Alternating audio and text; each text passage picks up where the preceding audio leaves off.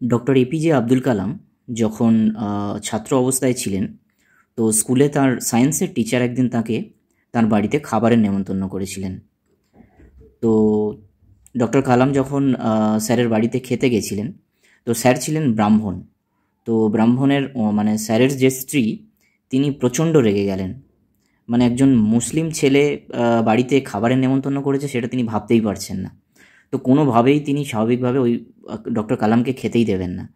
তো অত্যন্ত মানে মানে স্যারের বলাতে তো ওনার স্ত্রী খাবার দিলেন, কিন্তু সে খাবার ওনারা যেখানে অ্যাকচুয়ালি খেয়ে থাকেন সেখানে উনি খেতে দিলেন না।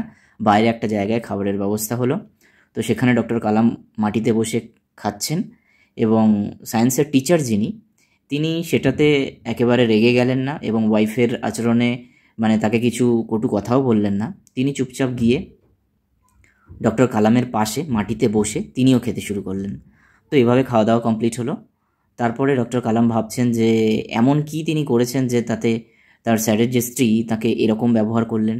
মানে তিনি যেভাবে খাবার খেলেন, গ্লাস দিয়ে জল খেলেন এবং সে জায়গাটা পরিষ্কার করে দিলেন, তো সেখানে যদি একটা হিন্দু ছেলে হতো তাহলে সে আলাদা কি করতো, আর সেই বা আলাদা কি করেছে। তো ডক্টর কালাম ভীষণ মানে কষ্ট পেয়েছেন। তো তারপরে ডক্টর কালাম যখন চলে যাচ্ছেন, তখন তার সেই বিজ্ঞানের স্যার তাকে বললেন যে কালাম, পরের সপ্তাহে তুমি আবার এসো।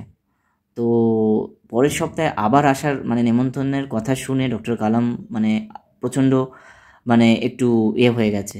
তো তখন স্যার বললেন যে দেখো, সোসাইটিতে এরকম একটা ব্যাপার আছে, তো এটাকে সমাজ থেকে এটাকে মুছে ফেলতে গেলে তোমাকে একটু তো এই ধরনের জিনিস ফেস করতে হবে। তো স্যারের কথা শুনে পরের সপ্তাহে ডক্টর কালাম আবার এসছেন, এবং মজার বিষয়, সেদিন কিন্তু স্যারের স্ত্রী তাকে নিজে হাতে এবং যেখানে তারা খান সেইখানেই কিন্তু খেতে দিয়েছিলেন।